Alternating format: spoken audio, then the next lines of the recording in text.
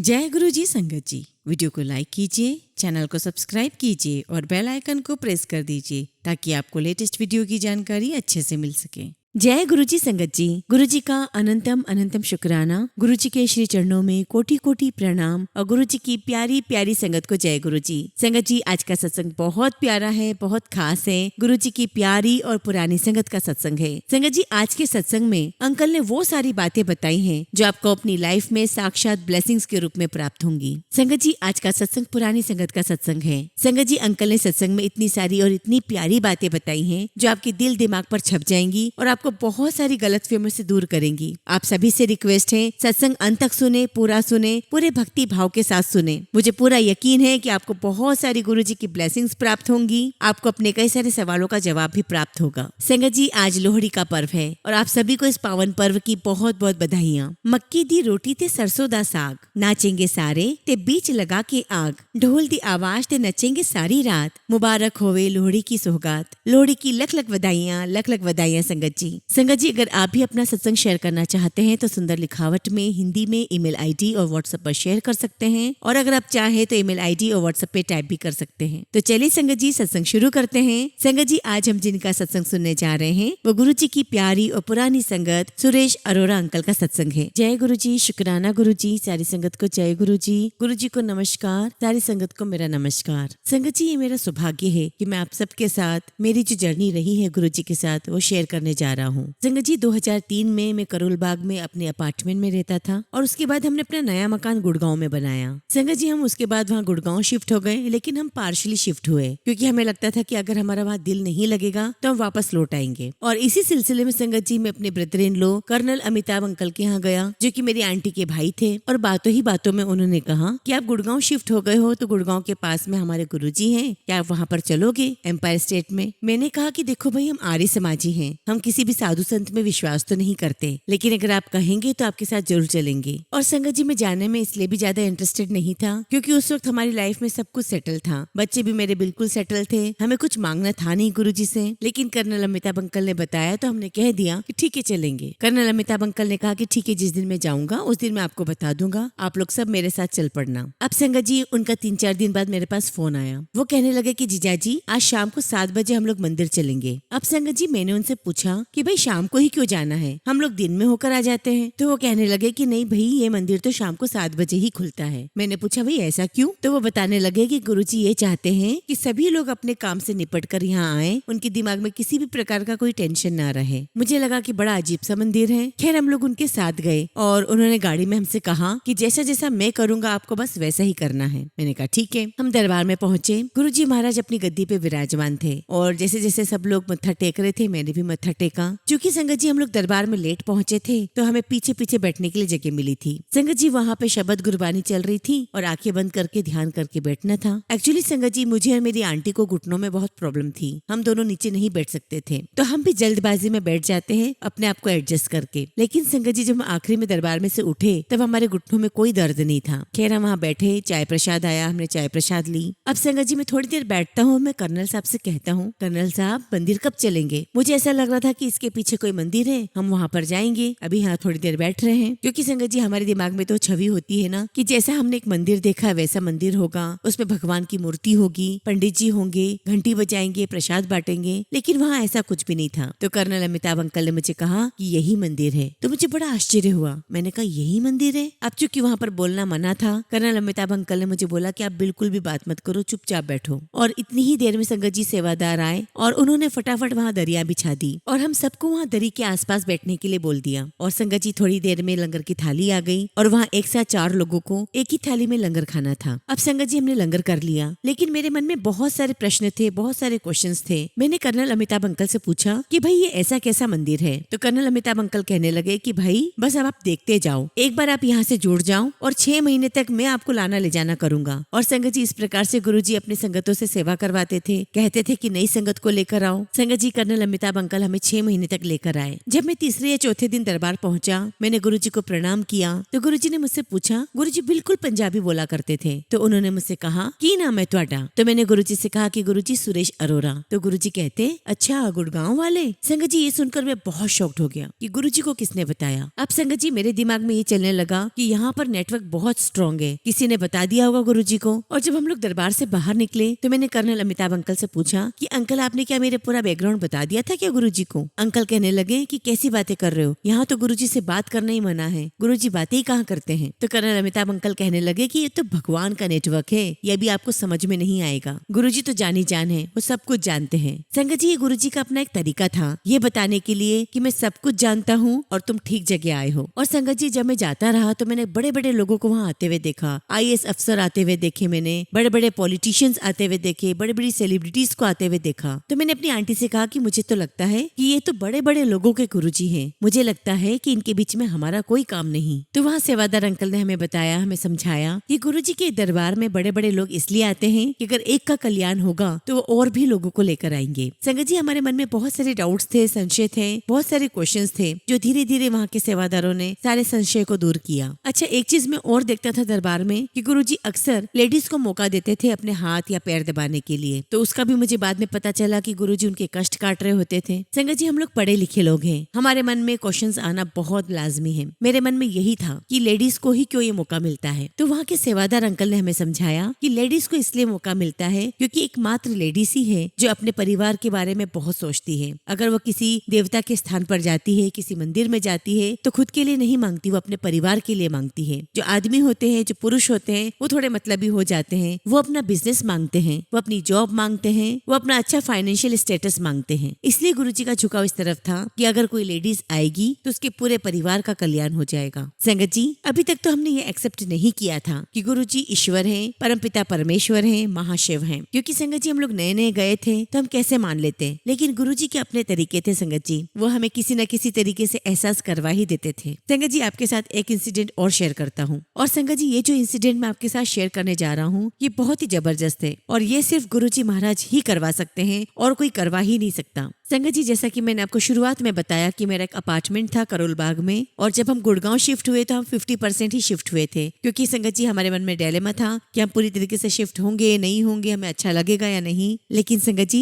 जब हम गुड़गांव में एडजस्ट कर गए तो बहुत समय तक हमारा करोल बाग वाला अपार्टमेंट खाली पड़ा रहा, तो हमें लगा कि इसका मेंटेनेंस तो ऐसे मुश्किल हो जाएगा। तो इसलिए संगत जी हमने वहाँ पर एक किराएदार रखा। संगत जी वो जो किराएदार था वो किसी कंपनी में था, तो हमने अपने अपार्टमेंट को उसकी कंपनी को 2 साल के लिए लीज पर दिया था। संगत जी जब 2 साल का टाइम पीरियड खत्म हुआ तो वो मेरे पास आया और कहने लगा कि अंकल जी मेरी सिस्टर की शादी होने वाली है और मैं चाहता हूँ कि आप मुझे थोड़े समय का और एक्सटेंशन दे दो। अब चूंकि संगत जी हमने कंपनी को लीज पर दिया था, कंपनी के चेक आना बंद हो गए थे, तो वो मुझे कहने लगा कि अंकल जी आप मुझसे 6 महीने का चेक ले लीजिए। संगत जी मुझे लगा कि शरीफ आदमी है, किराया दे रहा है, तो बिना किसी एग्रीमेंट पर संगत जी मैंने उसे अपना अपार्टमेंट दे दिया। अब संगत जी 6 महीने हुए, 1 साल हुआ, 2 साल हुआ, वो मेरा अपार्टमेंट खाली ना करे। हमें अब चिंता होने लगी संगत जी। मेरी आंटी भी कहने लगी कि हमारी इतनी महंगी प्रॉपर्टी है, हम इसको इसमें से कैसे खाली करवाएं। संगत जी हमें बहुत चिंता होने लगी थी। और अपने संगत परिवार में भी संगत जी बहुत सारे एडवोकेट्स हैं, हमने उनसे सलाह ली तो वो कहने लगे कि नहीं ये ऐसे तो खाली नहीं करेगा, या तो ये आपसे बहुत सारा पैसा लेगा या फिर ये खाली करेगा ही नहीं, आपको ऐसे नचाता रहेगा। अगर आप इसके ऊपर लोअर कोर्ट में केस करोगे तो ये उसकी ऊपर वाली कोर्ट में चला जाएगा, ये कुल मिलाकर आपको नचाता रहेगा। संगत जी मैंने अपने रिश्तेदारों से भी डिस्कशन की तो उन्होंने मुझे कहा कि आप कोई केस मत करो, आप उससे आपसी समझौते से बात करो। संगत जी मैं जब भी उसके पास बात करने जाता वो मुझे मना नहीं करता कि मैं खाली नहीं करूंगा, लेकिन वो खाली करता भी नहीं था। संगत जी उसके बाद मैंने एक वकील से सलाह की और हमने डिसाइड किया कि अब हम उसके ऊपर केस करेंगे। संगत जी केस फाइल करने के लिए वकील ने पूरा मैटर पेपर पे बनाकर मुझे दे दिया, मैंने उसे एडवांस भी दे दिया। संगत जी हमारी पुरानी संगत के जो फ्रेंड हैं उनके जो सन इन लॉ थे वो जज थे, तो मैंने संगत अंकल से कहा कि हम जज साहब से थोड़ा इस मैटर पे सलाह ले लेते हैं कि क्या करना है क्या नहीं करना है, क्योंकि संगत जी हम लोग बहुत डर चुके थे, सबने हमें बहुत डरा दिया था कि आपका मकान ऐसे तो खाली नहीं होगा। संगत जी हम जज के पास गए, उन्हें सब कुछ दिखाया और संगत जी उन्होंने सब कुछ पढ़ने के बाद मुझे कहा कि अरोड़ा साहब ये तो बिल्कुल बेकार है, क्योंकि आपने इस मैटर में कोई भी डोमिसाइल रीजन नहीं दिया है कि आपको वापस क्यों चाहिए। अगर आप किराया बढ़ाने के लिए कहोगे तो वो कहेगा कि मैं तैयार हूँ, आप कहोगे कि एग्रीमेंट करो तो वो एग्रीमेंट कर लेगा। आप संगत जी एक जज मुझे ये बात बोल रहा है, मुझे तो और टेंशन हो गई, जबकि संगत जी हम ऑलरेडी केस फाइल कर चुके थे। अब मैं वहाँ से अपने वकील के पास गया, मैंने उससे कहा कि हम लोग केस विड्रॉ कर लेते हैं। तो वकील कहने लगा कि नहीं, अब तो नहीं हो सकता, हमने केस फाइल कर दिया है। तो वकील कहने लगा कि चलो देखते हैं, जो भी होगा पहली पेशी हो जाने दो। अब संगत जी हमारी पहली पेशी अक्टूबर में थी और जो मेरा किराएदार था उसके वकील ने खूब बोला जज के सामने,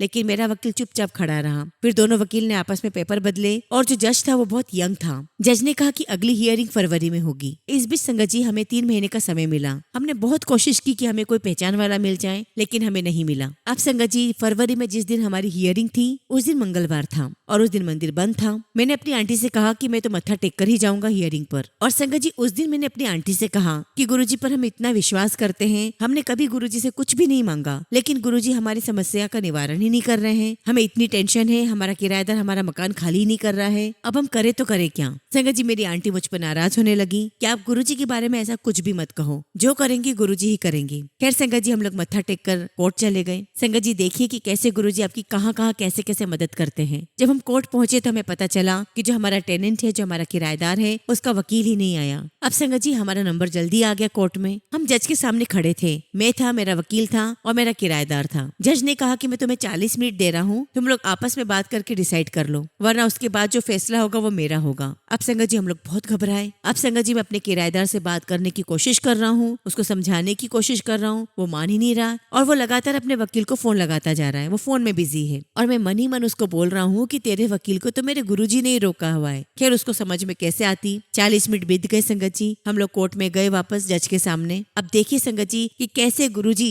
जज के रूप में आए। जज ने उससे कहा कि अगर तुम अभी मकान खाली कर देते हो तो ठीक है, वरना मैं यहाँ से ऑर्डर दूंगा, पुलिस वाले आकर के तुम्हारा घर का सारा सामान खाली करेंगे, सारा सामान भी जब्त कर लेंगे और जो इनका मकान है इनको दे दिया जाएगा। अब संगत जी जब कोर्ट में हियरिंग चल रही थी, ये सब बातें चल रही थी, तब हमें गुरुजी की फ्रेग्रेंस भी आई, लेकिन हमें तब नहीं पता था कि गुरुजी की फ्रेग्रेंस का मतलब होता है कि गुरुजी खुद वहाँ मौजूद हैं। अब वो किराएदार जज को कहने लगा कि साहब मैं इतनी जल्दी तो खाली नहीं कर सकता। तो जज ने मुझसे कहा कि अरोड़ा साहब कि क्या आप उनको 1 महीने का और समय दे सकते हो। मुझे जज की बात सुनकर वैसी तसल्ली हो गई थी। मैंने कहा सर कोई प्रॉब्लम नहीं, मैं इनको 1 महीने का समय दे सकता हूँ। संगत जी उसे मार्च में खाली करना था, लेकिन 1 महीने का एक्सटेंशन मिल गया था, तो जज की ऑर्डर के अनुसार उसे अप्रैल में खाली करना था। और इस बीच में संगत जी मेरे वकील ने कुछ मॉडिफिकेशन भी करवाया ऑर्डर्स में, और तब संगत जी जज ने ऑर्डर पास किया कि आप अप्रैल में खाली कर देंगे और इस बीच में आपने जो भी किराया नहीं दिया है वो सारा किराया चुकाएंगे और अप्रैल मंथ का जो किराया है वो 7 तारीख को आप जमा कर दोगे और 30 अप्रैल को वो मकान आप खाली कर दोगे। संगत जी ऑर्डर तो पास हो गया, लेकिन मेरे मन में फिर भी तसल्ली नहीं हो रही थी।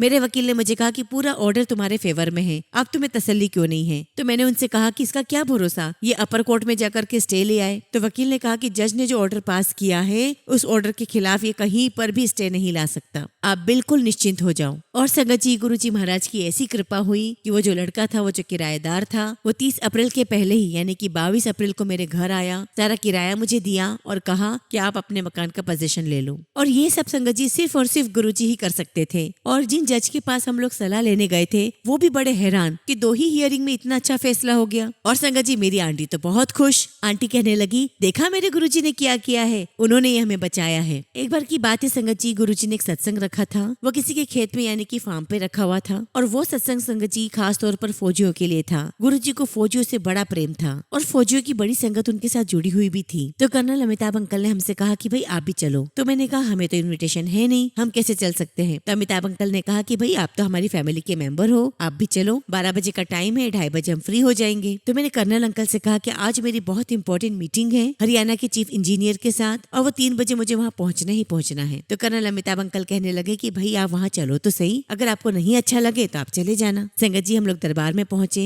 बहुत सुकून और शांति थी। और जब गुरुजी वहाँ आए संगत जी, तो सभी संगत ने उनके लिए फूल बिछा रखे थे गुलाब के। और जब गुरुजी चल रहे थे संगत जी, तो हमें लग ही नहीं रहा था कि उनके पैर जमीन को छू रहे हैं, हमें लग रहा था जैसे गुरुजी हवा में ही चल रहे हों। उसके बाद संगत जी गुरुजी अपनी गद्दी पे विराजमान हुए और फिर सभी संगत ने उनका मत्था टेका। संगत जी जब मैं मत्था टेकने गया तो गुरुजी ने मुझसे पूछा कि चाहता है, तो मैंने कहा गुरुजी बस आपका आशीर्वाद चाहिए, क्योंकि संगत जी हमारे लिए तो यही बहुत बड़ी बात थी। अब हम लोग गुरुजी से आशीर्वाद लेकर बैठ गए, शब्द कीर्तन चल रहे थे और ऐसे करते करते संगत जी 2 बज गई। अब संगत जी मैंने कर्नल अमिताभ अंकल से कहा कि भाई मेरी 3 बजे मीटिंग है, मैं निकल रहा हूँ। कर्नल अमिताभ अंकल ने मुझे रोका और कहा कि लंगा प्रसाद किए बगैर मत जाना, वो डिवाइन प्रसाद है, आप इस प्रसाद को छोड़कर किसी भी हालत में मत जाना। अब संगत जी मैं बार बार उठूं और अंकल मुझे बार बार बिठा ले। अंकल ने मुझे कहा कि ठीक है, अगर गुरुजी चाहेंगे तो आप प्रसाद खाकर जाएंगे, वरना आप ऐसे ही चले जाएंगे। संगत जी मैं थोड़ा बेचैन हो गया है सुनकर। और इन्हीं सब के बीच संगत जी 2:45 मेरे फोन पे रिंग होती है। मुझे वाइब्रेशन फील होता है। मैं धीरे से मोबाइल उठा करके देखता हूँ संगत जी, तो वो मेरे चीफ इंजीनियर के पीए का फोन था। मैं उनसे बात करता हूँ धीरे से सर झुकाकर, तो कहते हैं कि आज की मीटिंग कैंसिल हो गई है। और संगत जी ये सुनकर बिल्कुल मैं निश्चिंत हो गया कि भाई अब तो मैं बिल्कुल फ्री हूँ, मैं तो लंगर करके ही जाऊंगा। कर्नल अमिताभ अंकल मेरे आगे बैठे हुए थे। उन्होंने मेरी तरफ पीछे मुड़ के देखा और कहा कि क्या आपको जाना है? मैंने कहा नहीं, अब तो मैं लंगर करके ही जाऊंगा, गुरुजी ने मेरा इंतजाम कर दिया है। फिर बाद में संगत जी कर्नल अंकल ने हमें समझाया कि अगर आप दरबार में आए हो तो गुरुजी की इच्छा बगैर नहीं आए हो, और यहाँ जो भी होता है वो गुरुजी की इच्छा से ही होता है। और संगत जी उसके बाद अगला जो सत्संग हम अटेंड करने गए वो गुरुजी के जन्मदिन का था, जो कि बड़े मंदिर में होता था, और तब तक बड़ा मंदिर तैयार हो चुका था। और संगत जी सत्संग 7 बजे स्टार्ट होता था और रात के 11, 12, 1 बज जाते थे। अब संगत जी मैं और मेरी आंटी हम अपनी गाड़ी में गए और कर्नल साहब को हमने कह दिया कि हम अपनी गाड़ी से पहुंच रहे हैं, आप भी पहुंचो। संगत जी वहाँ पर बहुत सारे आर्टिस्ट बुलाए हुए थे। सत्संग के बाद गुरुजी एंटरटेन भी करवाते थे,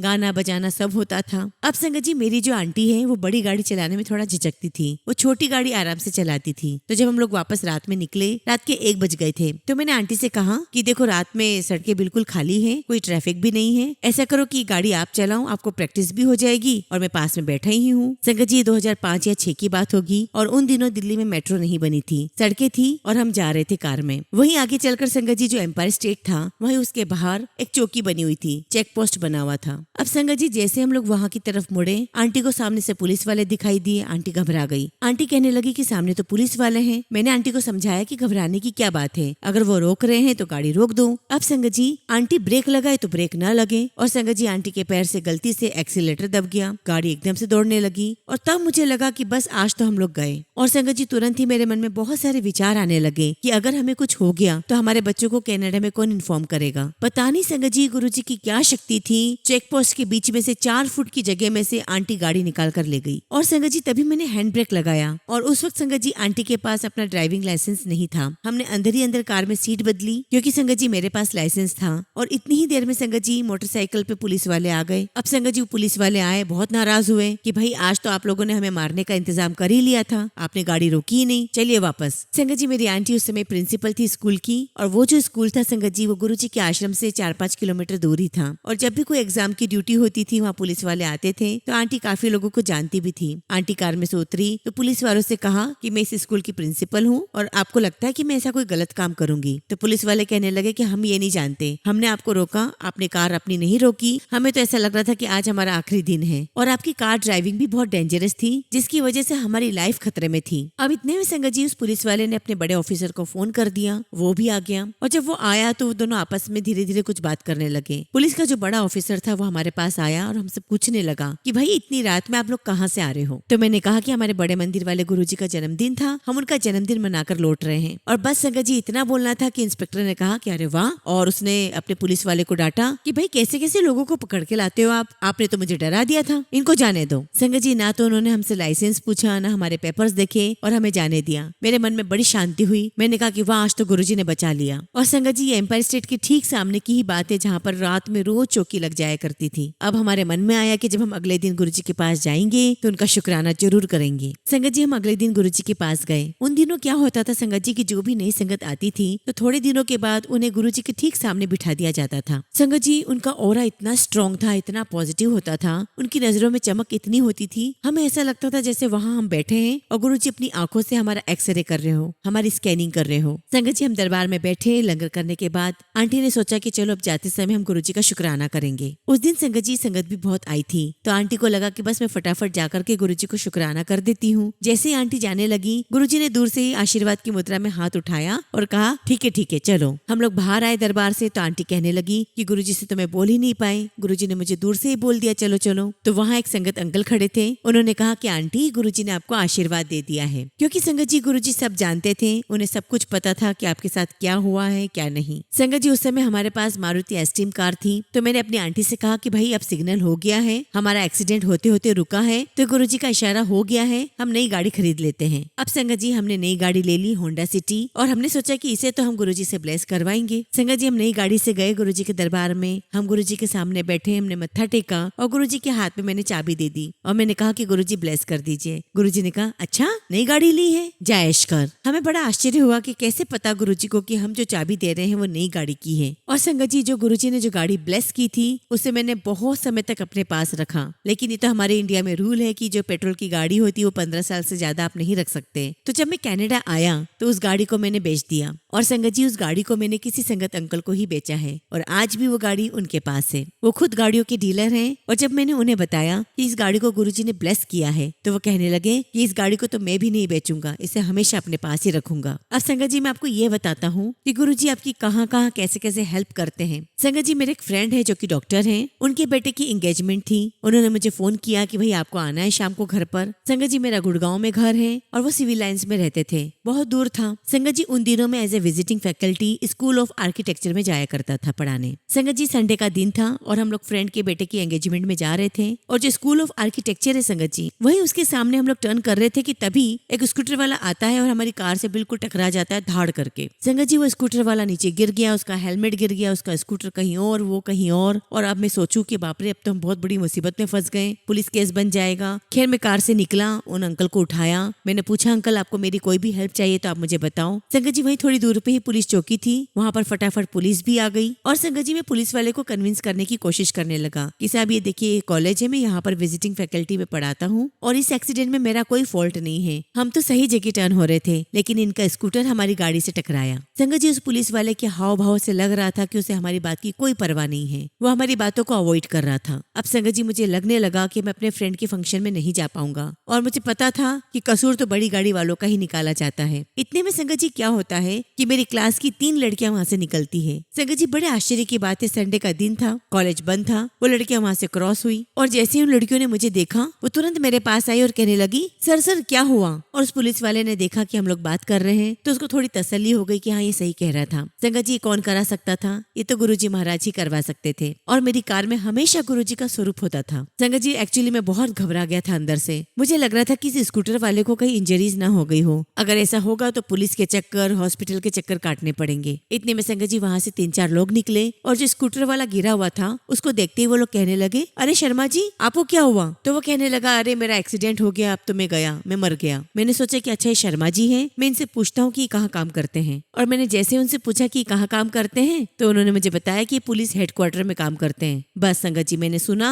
और मैंने समझ लिया कि आज तो मेरा बचने का कोई चांस ही नहीं है। खैर संगत जी हमारी कार में पानी की बोतल रखी हुई थी, हमने उसे पानी पिलाया, उसे उठाया, उसे चलाया, उसका स्कूटर उठा के साइड में रखा। तब तक संगत जी एम्बुलेंस भी आ चुकी थी, सब लोग उसे इंसिस्ट कर रहे थे हॉस्पिटल जाने के लिए। हालांकि संगत जी उसे बहुत हल्की सी एक सिर पे चोट आई थी, उसमें से कोई खून भी नहीं निकल रहा था। तो पुलिस वालों को कहता है कि नहीं मैं हॉस्पिटल नहीं जाऊंगा, मैं यहाँ से सीधे घर जाऊंगा। तो मैंने कहा कि ठीक है मैं आपको अपनी कार में घर छोड़ देता हूँ और आपका स्कूटर मेरे कॉलेज में रख देते हैं, कल मैं इसको ठीक करवा करके आपके घर पहुंचवा दूंगा। लेकिन संगत जी वो मान ही नहीं रहा था, कहने लगा कि नहीं मैं अपने स्कूटर पे ही अपने घर जाऊंगा। तभी संगत जी मेरे पास एक पुलिस वाला आता है, मुझे साइड में ले जाता है और कहता है कि सर अभी और पुलिस की गाड़ियां आ जाएगी, आप क्यों लफड़े में पड़ते हो, आप चुपचाप यहाँ से निकल जाओ। वो कहने लगा कि जब वो खुद अपने स्कूटर पे घर जाने के लिए तैयार है तो आप क्यों लफड़े में पड़ना चाहते हो। मैंने मन ही मन जय गुरुजी बोला और कहा कि वाह गुरुजी आज आपने बचा लिया। मैंने गुरुजी का बहुत शुक्राना किया और संगत जी हम चुपचाप वहाँ से निकल लिए। और संगत जी अगले दिन मुझे ऐसा लगा कि मैं कॉलेज जाऊंगा तो पुलिस वाले आएंगे, बार बार मुझे परेशान करेंगे, कोई केस बना देंगे, लेकिन संगत जी कोई कभी नहीं आया। ये सब गुरुजी महाराज की ही कृपा थी, गुरुजी ने किसी को आने ही नहीं दिया। संगत जी और जो गुरुजी ने गाड़ी ब्लेस की हुई थी हम उसी कार में थे और आप बिलीव नहीं करेंगे इतना जबरदस्त एक्सीडेंट था लेकिन मेरी गाड़ी पर एक भी स्क्रैच नहीं था। और संगत जी कार मुझे बहुत प्यारी थी क्योंकि गुरुजी ने ब्लेस किया था और मैं कभी भी इसे बेचना नहीं चाहता था। संगत जी मेरी लाइफ में सत्संग तो बहुत सारे हैं लेकिन आज मैं आपसे बहुत जरूरी बात करना चाहता हूँ। ऐसी कई सारी पुरानी संगत हैं जिनसे जब नई संगत मिलती है तो बहुत खुश होती है। नई संगत अक्सर पुरानी संगत से कहती है कि अपने एक्सपीरियंसेस सुनाइए, अपने सत्संग सुनाइए। तो मैंने कुछ ऑब्जर्व किया है संगत जी की जो पुरानी संगत है उन्हें अपने ऊपर कुछ अहम हो जाता है। संगत जी वो खुद सेल्फ स्टाइल बन जाते हैं, अपने घर में गुरुजी का दरबार लगाना शुरू कर देते हैं। और संगत जी गुरुजी के मंदिर वाले कहते हैं कि ऐसे लोगों से बचो, गुरुजी से डायरेक्ट कनेक्शन बनाओ। गुरुजी से मिलने के लिए कोई मीडियम की जरूरत नहीं है। अगर आपको ऐसा लगता है कि कोई आपको गुरुजी से मिलवा देगा तो ऐसा बिल्कुल भी नहीं है। संगत जी हमने यहाँ वैनकूवर में भी ऐसे काफी लोगों को देखा है जिन्होंने नई संगत ने पुरानी संगत के लिए टिकट अरेंज किए हैं, यहाँ बुलाया है वैनकूवर में, और जब वो यहाँ पर आए तो कहने लगे कि हमें गुरुजी ने पावर दी है और वो वहाँ बैठ करके गुरुजी का लोटा ब्लेस करने लगे और कहने लगे कि हम 11 लोगों को ब्लेस करेंगे, इतने लोगों को ब्लेस करेंगे, आप हमें चढ़ावा दो। संगत जी, उन्होंने अपने मुंह से सब चीजें मांगी है, इसलिए सभी संगत से मेरी गुजारिश है कि आप इन सब चक्करों में ना पड़ें। आप गुरुजी से डायरेक्ट कनेक्शन जोड़ें। आपको अपने आप ही महसूस हो जाएगा कि गुरुजी आपके साथ हैं। और जो भी संगत नई संगत को इस प्रकार से मिसलीड करती है, गुरुजी ने उनका बहुत बहुत ध्यान रखा है। हमने देखा है कि उनके साथ बहुत बुरा हुआ है। तो संगत जी, इसीलिए आपसे रिक्वेस्ट करता हूँ कि अगर ऐसा कोई व्यक्ति आपको कहता है कि हम आपको चमत्कार दिखाएंगे, हमें गुरुजी ने पावर दे दी है, तो प्लीज ऐसे लोगों से बचिए। आप गुरुजी से 1-to-1 कनेक्शन बनाइए। गुरुजी तो स्वयं भगवान है और भगवान को अपनी पावर देने की आवश्यकता ही नहीं है। वो तो हर जगह हर कण कण में व्याप्त है। गुरुजी तो खुद महाशिव हैं और अगर शिव जी आएंगे तो खुद आएंगे। गुरुजी भी तो खुद ही आए थे लोगों का कल्याण करने के लिए, किसी को मीडिएटर थोड़ी ना बनाया था। और संगत जी, हमारे गुरुजी के मंदिर में ऐसा है कि कोई गद्दी नहीं है, यानी कि आपने कई जगहों पर देखा होगा कि आने वाली पीढ़ी को ट्रांसफर हो जाती है, लेकिन हमारे गुरुजी के दरबार में ऐसा नहीं है। संगत जी, गुरुजी हर समय है, हर पल है, हर जगह पर है और वो हमेशा हमारा ध्यान रखते हैं। और संगत जी, जो भी मैं इंसिडेंट आपको बता रहा हूँ, ये मेरी आंखों के सामने वैनकूवर में हुआ है। और संगत जी, मैं बड़े मंदिर से बहुत पुराने समय से जुड़ा हुआ हूँ, आज भी जुड़ा हुआ हूँ। मुझे बड़े मंदिर से इंस्ट्रक्शन मिली है कि अंकल, वहाँ पर आप संगत को गाइड करें, लोगों को समझाएं कि कोई किसी का मीडियम नहीं बन सकता। गुरुजी से डायरेक्ट कनेक्शन जोड़ें, गुरुजी के शब्द सुने, गुरुजी का लंगर प्रसाद लें, चाय प्रसाद लें, जल प्रसाद लें, गुरुजी के स्वरूप से बातें करें, आपको हर बात का जवाब मिलेगा। संगत जी, जैसे कि आप सभी जानते हैं कि गुरुजी कहा करते थे कि मांगो मत मानो। इसी पर मैं आपको एक छोटा सा इंसिडेंट बताता हूँ। एक छोटा सा बच्चा अपने पिता के साथ एक किराने की दुकान पर जाता है कुछ सामान खरीदने के लिए। तो वहाँ जो दुकानदार होता है वो उसके सामने टॉफी का पैकेट खोल के रख देता है और कहता है कि बेटा चॉकलेट ले लो। वो बच्चा मना कर देता है कि नहीं, मुझे नहीं चाहिए। अब संगत जी, वो दुकानदार खुद उस पैकेट में से मुट्ठी भर के चॉकलेट्स उठाता है और उस बच्चे को देता है। वो बच्चा फटाक से ले लेता है। अब जब संगत जी, उसके पिता और वो बच्चा बाहर निकलते हैं दुकान से, तो पिता अपने बच्चे से पूछता है कि बेटा, जब आपको अंकल ने शुरुआत में टॉफी ऑफर की थी तब आपने क्यों नहीं ली, अभी तो आपने ले ली। तो बच्चा कहता है कि पापा, मेरे हाथ तो बहुत छोटे हैं, मेरी हथेली तो बहुत छोटी है, मेरी हथेली में तो बस 3-4 चॉकलेट्स ही आती, लेकिन उन अंकल के हाथ बहुत बड़े थे और जब उन्होंने मुझे चॉकलेट्स दी तो मुझे कितनी सारी मिली। और ऐसा ही संगत जी हमारा गुरुजी के साथ है। हम पता नहीं कौन कौन सी छोटी छोटी चीजें मांगते रहते हैं, लेकिन पता नहीं गुरुजी हमें कौन सी बड़ी चीज देने के लिए तैयार बैठे हैं। इसलिए संगत जी, आप गुरुजी को मानो, उनसे मांगो मत। जो आपके लिए अच्छा है, जो आपके लिए बेहतरीन है, गुरुजी वो आपको जरूर देंगे। संगत जी, अगला सत्संग हम एक आंटी का सुनेंगे और आंटी ने अपना सत्संग हमें व्हाट्सएप के थ्रू सेंड किया है। जय गुरुजी, शुक्राना गुरुजी। ओम नमः शिवाय, शिवजी सदा सहाय। ओम नमः शिवाय, गुरुजी सदा सहाय। संगत जी, ये मेरा दूसरा सत्संग है।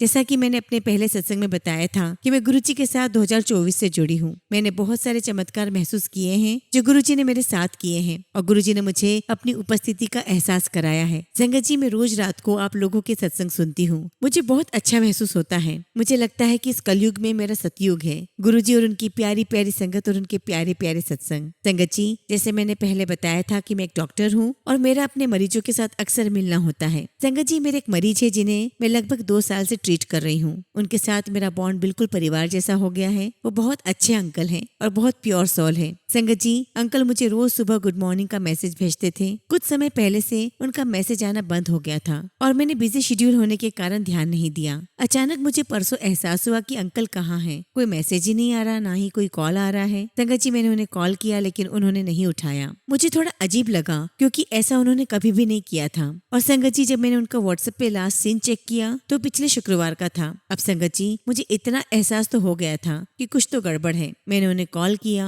उन्होंने फिर नहीं उठाया। मैंने कल रात उनका व्हाट्सएप लास्ट सीन चेक किया तो वो ऑनलाइन थे। मैंने अचानक उन्हें कॉल किया तो उनके पोते ने कॉल उठाया। संगत जी, मैंने उनसे पूछा, अंकल कहाँ हैं, मेरी बात करा दो। उन्होंने कहा कि अंकल तो हॉस्पिटल में हैं। पिछले हफ्ते उन्हें कैंसर डायग्नोस हुआ था, 3री स्टेज का कैंसर है। फिर कीमोथेरेपी हुई, उसके बाद उन्हें निमोनिया हो गया जिसके कारण उन्हें 3 हार्ट अटैक आए हैं। वो काफी क्रिटिकल हैं और वेंटिलेटर पर हैं। यह सुनकर संगत जी मैं बहुत शॉक्ड में आ गई। मुझे बहुत बहुत बुरा लगा। मैंने उनसे पूछा कौन से हॉस्पिटल में है, तो वो हॉस्पिटल जहाँ मैं जॉब करती हूँ उसके पास ही था। मैंने उससे कहा कि मैं कल सुबह ही अंकल से मिलने आऊंगी। संगत जी, डॉक्टर होने के नाते मुझे भी पता था कि ऐसे में सरवाइव करना बहुत मुश्किल होता है और अंकल की उम्र 75 प्लस है। उसके बाद संगत जी मैं सोने के लिए लेट गई और किसी संगत का सत्संग सुनने लगी। उसमें बताया गया था कि कैसे गुरुजी ने उनका कैंसर बिल्कुल ठीक कर दिया था। मैंने गुरुजी से प्रार्थना की, गुरुजी अंकल को ठीक कर दीजिए, वो बहुत अच्छे हैं और उनकी फैमिली को उनकी बहुत जरूरत है। और इस प्रकार संगत जी में प्रेयर करके सो गई। सुबह जब मैं जॉब पर गई तो मैंने उनके पोते को कॉल किया ये पूछने के लिए कि आईसीयू का विजिटिंग टाइम क्या है।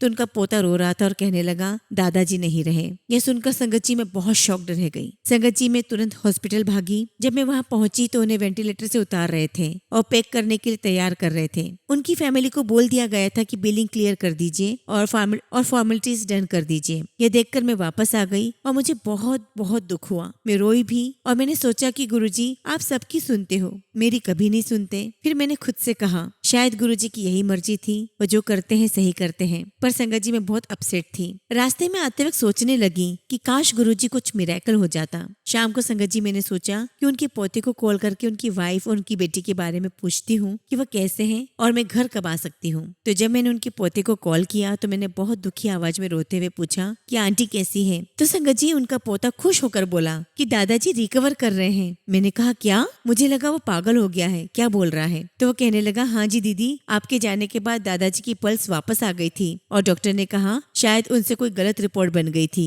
और उन्हें वेंटिलेटर से उतार दिया है और अब वह बिना वेंटिलेटर के स्टेबल हो गए हैं। जय गुरुजी, शुक्राना गुरुजी। संगत जी में सुनकर जोर जोर से चिल्लाने लगी, जय गुरुजी, शुक्राना गुरुजी। मैंने उनके पोते से कहा ये सब मेरे गुरुजी ने किया है, उनकी वजह से हुआ है और जब अंकल ठीक होकर आएंगे मैं जरूर आऊंगी और मैं उन्हें गुरुजी का स्वरूप भी दूंगी। तो उन्हें मेरी बात समझ नहीं आई। संगत जी मेरी ये फीलिंग आप लोग ही समझ सकते हैं। वो लोग अभी भी गुरुजी को नहीं जानते हैं पर मेरे प्यारे गुरुजी सबके लिए समान प्यार रखते हैं। संगत जी आज से मैंने अपने गुरुजी को सब कुछ मान लिया है। मेरे सारे डाउट, सारे क्वेश्चंस खत्म हो गए हैं। मैं जो जानती हूँ वह यह कि मेरे गुरुजी हैं और वो हम सब के साथ हैं। हम सब की सुन रहे हैं और हम सब उनसे बहुत बहुत प्यार करते हैं। जय गुरुजी, शुक्राना गुरुजी, लख लख शुक्राना गुरुजी, अनंतम शुक्राना गुरुजी। संगत जी अब मैं अपनी वाणी को यहीं विराम देती हूँ और बहुत जल्दी आप सबके साथ अपना अगला शुक्राना सत्संग शेयर करूंगी। जय गुरुजी, शुक्राना गुरुजी। संगत जी अगला सत्संग हम अनन्या आंटी का सुनेंगे और आंटी ने अपना सत्संग हमें ईमेल के थ्रू सेंड किया है। जय गुरुजी, शुक्राना गुरुजी। सारी संगत को जय गुरुजी। ओम नमः शिवाय, शिवजी सदा सहाय। ओम नमः शिवाय, गुरुजी सदा सहाय। संगत जी आज मैं अपनी लाइफ का पहला सत्संग शेयर करने जा रही हूँ। संगत जी गुरुजी से मैं और मेरा परिवार मेरी मामी जी के द्वारा जोड़ा है और जब मैं फर्स्ट टाइम बड़े मंदिर गई तब मेरा विश्वास नहीं था गुरुजी पर। मैं सिर्फ इसलिए गई क्योंकि मेरी मम्मी ने मुझे कहा चलने के लिए। और संगत जी वहाँ से आते हुए जब हम पार्किंग एरिया में खड़े थे तब मेरी नजर शिवलिंग के ऊपर गई और शिवलिंग को देखते ही मैंने गुरुजी से कहा कि गुरुजी अगर आप सच में हैं तो आप हमें एक नई गाड़ी ब्लेस करना। और संगत जी आप बिलीव नहीं करेंगे 48 डेज के अंदर अंदर हमारी नई गाड़ी आ गई। मैं अपने आप को बहुत बहुत ब्लेस्ड फील करने लगी। मैंने सोचा संगत जी कि जब गुरुजी में विश्वास नहीं था तब भी उन्होंने मुझे अपने द्वार पर बुलाया। उस बीच में गुरुजी पर विश्वास अपने आप काफी बढ़ गया था पर संगत जी इतना मजबूत रिश्ता नहीं बना और वो डामाडोल हो रहा था। ज्यादातर जब कुछ मांगना होता तब गुरुजी को याद करते थे पर एक समय ऐसा आया कि मैंने गुरुजी को एक दिन ऐसे ही कहा कि गुरुजी आज से मैं रोज आपका मंत्र जाप करूंगी और बिना एक भी दिन छूटे मैं गुरुजी की कृपा से रोज मंत्र जाप करती हूँ। तब से संगत जी मेरा गुरुजी के साथ एक अटूट विश्वास का रिश्ता बन चुका है। गुरुजी को हम जितना शुक्राना करें उतना ही कम है। गुरुजी ने न जाने हमें कितनी बड़ी बड़ी मुसीबतों से निकाला है जिनका हमें आज तक पता नहीं है। अब संगत जी मैं आपको बताती हूँ कि मेरा सत्संग सुनने में मन कैसे लगा, मैंने कैसे शुरू किया सत्संग सुनना। पहले जब भी कोई मुझे सत्संग के लिए बताता था कि वो सुनते हैं बहुत अच्छा लगता है, मैं कहती थी कि नहीं मेरा मन नहीं लगता। संगत जी अभी हाल ही में मुझे एक सपना आया जिसमें मुझे मेरी मम्मी ने कहा आकर के कि बेटा सत्संग सुना कर। शायद ये गुरुजी ही मेरी मम्मी के रूप में आए थे। और संगत जी तब से मैंने ये नियम बना लिया कि मैं रोज गुरुजी के सत्संग सुनूंगी। और संगत जी मैं सत्संग सुनती हूँ रोज और मुझे मेरे कई सारे सवालों के जवाब गुरुजी उसमें देते हैं। संगत जी वैसे तो बहुत सारे गुरुजी ने हमारे जीवन में सत्संग किए हैं लेकिन फिलहाल संगत जी मैं अपने शब्दों को विराम देती हूँ और बहुत जल्दी आप सबके साथ गुरुजी का शुक्राना सत्संग शेयर करूंगी। और संगत जी मेरी मम्मी का नाम भी टीना है तो जब भी कोई संगत कहती है कि टीना आंटी और उनकी फैमिली को ब्लेस करें गुरुजी तो ऐसा लगता है जैसे गुरुजी खुद हमें ब्लेसिंग्स दे रहे हो। जय गुरुजी, शुक्राना गुरुजी। ओम नमः शिवाय। शिवाय, शिवजी सदा सहाय, ओम नमः शिवाय, गुरुजी सदा सहाय। संगत जी, अगला सत्संग हम पंजाब से एक अंकल का सुनेंगे और अंकल ने अपना सत्संग हमें ईमेल के थ्रू सेंड किया है। ओम नमः शिवाय, शिवजी सदा सहाय, ओम नमः शिवाय, गुरुजी सदा सहाय। जय गुरुजी, शुक्राना गुरुजी, सारी संगत को जय गुरुजी। संगत जी, मैं पंजाब से गुरुजी के जन्म स्थान डुगरी के बिल्कुल पास एक छोटे से शहर से हूँ। मुझे गुरुजी के बारे में दिल्ली आकर पता चला। मैं गुरुजी से साल 2014 में जुड़ा। संगत जी, मैं गुरुग्राम में एक MNC में जॉब करता हूँ और मेरी शिफ्ट टाइमिंग नाइट की 5:30 बजे से सुबह के 2:30 बजे तक रहती है। हम लोग संगत जी अपना काम खत्म करके सुबह 2:30 बजे के बाद ऑफिस की कैब से घर निकलते हैं और 45-50 मिनट में अपने घर पहुंच जाते हैं। 10 या 11 जनवरी 2014 की रात भी हम लोग ऐसे ही अपने अपने घर के लिए निकले। मेरे कुछ कलीग्स भी अपनी कैब में घर के लिए निकले, लेकिन संगत जी, दिल्ली के द्वारका एरिया में रात में उनका बहुत भयंकर एक्सीडेंट हो गया, जिसमें ड्राइवर समेत सभी लोगों को बहुत चोट आई। मेरे भी 2 दोस्तों में से एक को स्पाइनल कॉर्ड में और दूसरे को सिर में बहुत चोटें आई। संगत जी, हमें अगले दिन मॉर्निंग में इस बारे में पता चला। हम लोग भी हॉस्पिटल गए। उनकी हालत काफी खराब थी। संगत जी, मेरे जिस फ्रेंड के सर पे चोटें आई थी वो अपनी मेमोरी लॉस्ट कर गया था और पहला फ्रेंड जिसके स्पाइनल कॉर्ड में चोटें आई थी वो थोड़ा मेंटली स्ट्रांग था। वो अपनी विल पावर से थोड़ा जल्दी रिकवर होने लगा। लेकिन संगत जी, मेरे दूसरे फ्रेंड की हालत काफी नाजुक थी। उसे देखकर लगता था कि वो अपनी जॉब कंटिन्यू नहीं कर पाएगा। लेकिन संगत जी, एक दिन मेरे उस फ्रेंड ने जिसे स्पाइनल कॉर्ड में चोट लगी थी उसने मुझे कहा, मेरे एक रिलेटिव्स ने मुझे गुरुजी के बारे में बताया है। मैं वहाँ छतरपुर में उनके आश्रम में गया हूँ। मुझे काफी अच्छा लगा। अगर आप चाहो तो आप भी मेरे साथ चलना। और संगत जी, मैं भी एक दिन अपने फ्रेंड के साथ अपने प्यारे गुरुजी के दरबार में गया और सच कहूँ तो संगत जी, मुझे भी बहुत बहुत अच्छा लगा। लेकिन संगत जी, कहते हैं ना कि मन में कई उथल पुथल होती है। पहले ऐसे ही मेरे मन में भी यही आ रहा था कि मैं यहाँ क्यों आया हूँ, हम तो साईं बाबा को मानते हैं। मैं उसके बाद फिर काफी टाइम तक बड़े मंदिर नहीं गया। और इस दौरान संगत जी, मेरा वो फ्रेंड जिसके सर में चोट आई थी, जो अपनी मेमोरी लॉस्ट कर गया था, उसे अपनी ब्रेन सर्जरी करानी पड़ी। और संगत जी, उसे देखकर लगता था कि अब पता नहीं ये अपनी आगे की लाइफ कैसे काटेगा। और संगत जी, मेरे फ्रेंड की फैमिली ने उसे भी बड़े मंदिर ले जाना शुरू किया और आप बिलीव नहीं करेंगे संगत जी, उसकी लाइफ में ड्रास्टिक चेंज आया। आज संगत जी, मेरे दोनों फ्रेंड गुरुजी महाराज के आशीर्वाद से अपने परिवार को बहुत अच्छे से संभाल रहे हैं। और संगत जी, हम फ्रेंड अक्सर मजाक में बोलते हैं कि गुरुजी ने इसे जरूरत से ज्यादा ही ठीक कर दिया है। इसी दौरान संगत जी, मैं भी किसी कारण से बहुत अपसेट था। मेरे फ्रेंड ने मुझे कहा कि तुम एक बार बड़े मंदिर गए हो, उसके बाद क्यों नहीं गए, तुम भी जाया करो। संगत जी, उसके साथ मैंने भी मंदिर जाना शुरू किया। और संगत जी, जैसे ही मैंने गुरुजी के मंदिर जाना शुरू किया और जिस काम की वजह से मैं बहुत परेशान था, संगत जी, वो काम हो चुका था और मुझे पता भी नहीं चला। मैंने गुरुजी को बहुत शुक्राना किया। अनंतम अनंतम शुक्राना गुरुजी, लख लख शुक्राना गुरुजी। संगत जी, हमारे प्यारे गुरुजी महाराज हमारे दिल की सब बातें जानते हैं। आज गुरुजी की कृपा से पंजाब में मेरा पूरा परिवार भी गुरुजी के चरणों से जुड़ चुका है और हर परेशानी से, हर फिक्र से मुक्त है। संगत जी, मेरी लाइफ में गुरुजी के बहुत बहुत सत्संग है, लेकिन अभी फिलहाल मैं अपने शब्दों को विराम देता हूँ और बहुत जल्दी अगला शुक्राना सत्संग आप सबके साथ शेयर करूंगा। जय गुरुजी, शुक्राना गुरुजी।